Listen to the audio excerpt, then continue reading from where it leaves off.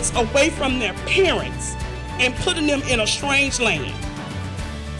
That's not fair. Franklin Elementary parents speaking out last night against the decision to close the school, where the district is moving those students, and the certain part of the district parents are saying closures are happening. Our community sees what's going on and they're excited about it. Meanwhile, Pulaski County Special School District is growing, building 2 schools and sports complexes. Where the money is coming from and how the superintendent says they've prepared for these expansions. I was trying to outrun my fork. You can't out-train a bad diet. And New Year's resolutions often include losing weight. Hear one woman's weight loss story and the 5 changes she made in her diet to make it all happen. That's at 6:24. From the station that's on your side, this is Channel 7 News Daybreak.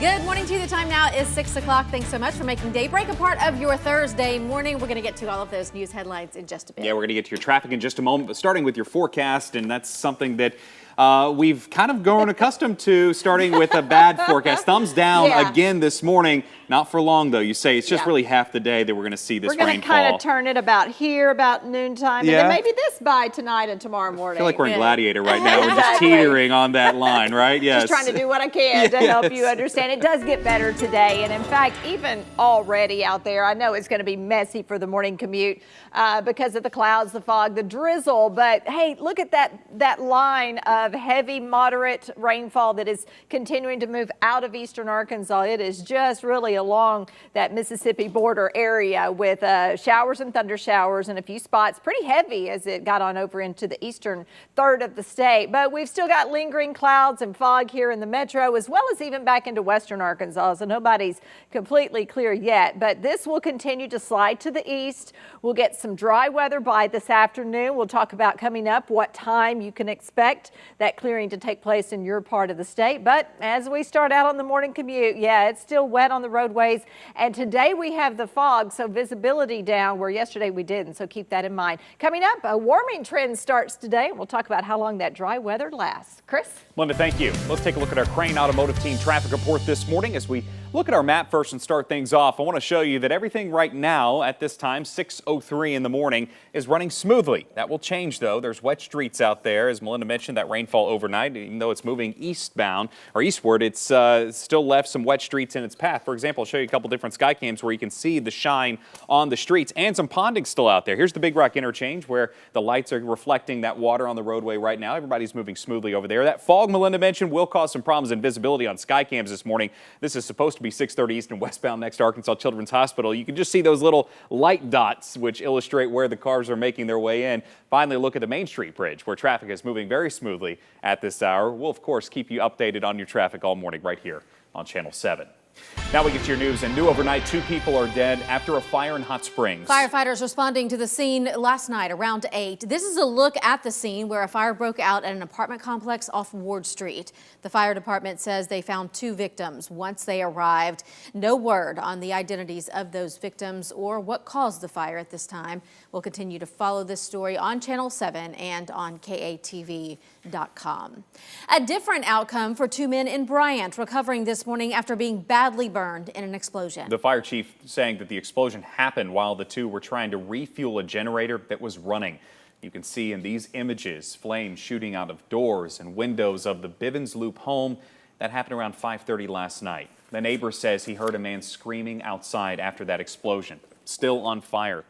The neighbor grabbed a blanket and threw it on the man to help put out the flames. Now fire officials warning others to never refuel a running generator. You always want to turn it off and let it cool before you add fuel to it, or you'll have this situation here. The 2 men suffered from severe burns. No one else in the neighborhood was injured in that explosion. Passionate reaction from parents at a Franklin Elementary question and answer session. One of 4 Little Rock schools recommended for closure at the end of the school year. Channel 7's Matt Mershon has why parents say the closures are happening in a certain part of the district. Not more than 24 hours after parents at 4 Little Rock schools learned their schools will likely close at the end of the year, dozens of those parents, as well as community members, turned out for a community input meeting at Franklin Elementary School, one of the schools recommended to close. Students there are expected to be sent to Stevens Elementary, about a mile and a half away. It's like you taking the kids away from their parents and putting them in a strange land. That's not fair. And what others argued wasn't fair at Wednesday's meeting was where the schools slated for closure are located. Why is this burden put on neighborhoods south of I-630 and the black community specifically? 3 of 4 located south of 630, an area State Senator Joyce Elliott says is historically neglected by the city. She takes Franklin's closure personally as a nearby neighbor. We moved in under the notion there are folks here who are stable. We're in the university district. We can be something different and special.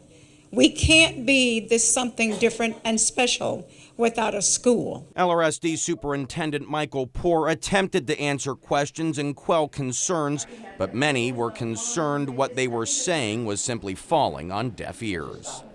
Matt Mershon, Channel 7 News. Another one of these meetings will be held tonight at Wilson Elementary, one of the other schools slated for closure. The final say on the district's budget cuts rests with State Education Commissioner Johnny Key, who will see video from these meetings. And while one school district is struggling to make ends meet, another is building 2 new schools complete with sports complexes. It's a multi-million-dollar project of the Pulaski County Special School District. And here's what's in the works: a new middle school for Robinson and a new high school called Mills. 2 track and fields, 2 sports complexes. Superintendent Dr. Jerry Guest says that they've been preparing for this for now 6 years. We have some second lien bond money. The state also contributed $15 million toward our facilities needs as part of our desegregation agreement. And the last piece is we refinanced bonds, and through the savings generated from that refinancing, we put together the necessary $80 million to be able to pay for these 2 projects. $40 million will be spent for Robinson, the other $40 for Mills High School. Dr. Guest adds that they've been investing in their schools and enrollment has increased. Both projects are slated to be complete by August of 2018. Coming up, a woman losing 50 pounds in the past 6 months by switching up the way she eats. How she sticks to her New Year's resolution and the 5 diet changes she made at 6:24. Coming up, I've got information from overnight models when they say the rain ends today, when it comes back over your weekend. We'll talk about that dry weather on the way next.